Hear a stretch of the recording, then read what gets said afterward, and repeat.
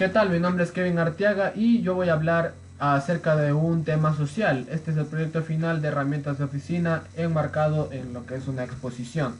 Yo voy a hablar en el marco de la ley y me voy a referir a una de las 16 enmiendas aprobadas por la Asamblea Nacional no hace mucho y que sirve como mecanismo para afectar la democracia dentro del Ecuador, como ya lo vamos a ver más adelante, y también la división del mismo.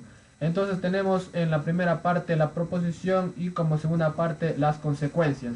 Tenemos en el primer marco los componentes de los militares, manifestaciones y otros factores que pueden entrar dentro del mismo. Y como ejemplos tenemos dictaduras que han pasado en el pasado, tipos de dictaduras, la afectación no solo a la libre manifestación en las calles, sino también a hablar y a tener una opinión diferente. Y también vamos a enmarcar lo que es el discurso político.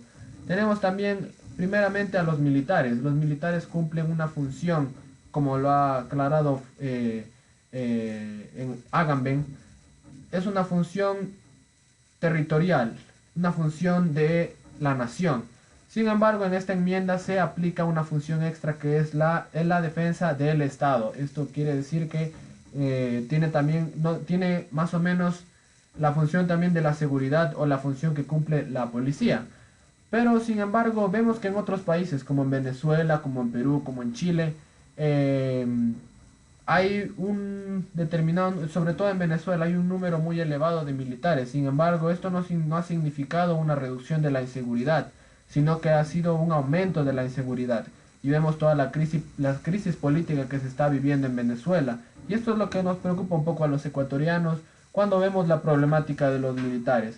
Sí, la problemática de los militares radica primordialmente en que va a haber una violencia contra los que se manifiestan, va a haber una violencia contra aquellos que piensan diferente, va a haber muertes, va a haber aumento de inseguridad, ya que las cifras no apuntan a lo que el señor presidente de la República está diciendo. Y como ya se dijo hace un momento, la competencia no es una integridad estatal, sino territorial, únicamente en el marco de la defensa de los ecuatorianos y no de sus propósitos o de lo que ellos quieran hacer a conveniencia. Es por eso que se ha dado diferentes manifestaciones, no solo por esto, sino por muchos otros factores.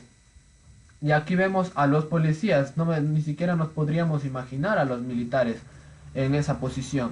Sería una total afectación a lo que es la democracia. Los militares no son un instrumento del Estado, sino del pueblo. El pueblo es el que manda.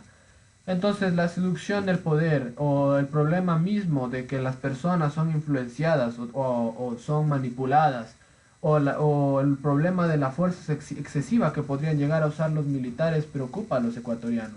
Y esto es lo que nos puede llevar a lo que son las consecuencias como las dictaduras. Hemos visto la dictadura en Cuba, hemos visto las dictaduras en Europa, hemos visto cómo está afectando la dictadura en Venezuela. Y no queremos que eso pase en nuestro país. Es por eso que se pueden abarcar varios tipos de factores o varios tipos de estrategias para lograr lo que serían lo que es las dictaduras.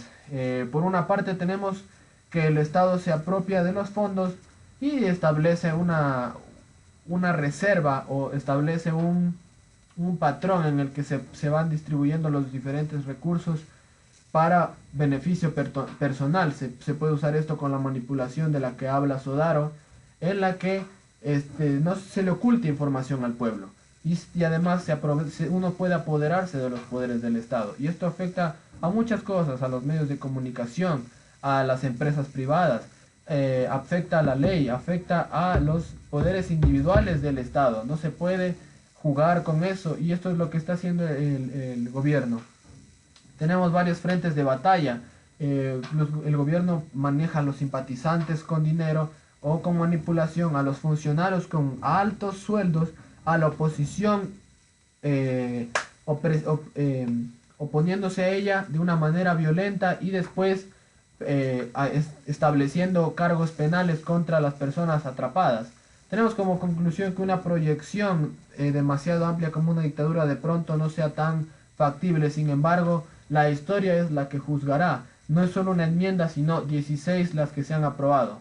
Esperemos y que Dios nos bendiga.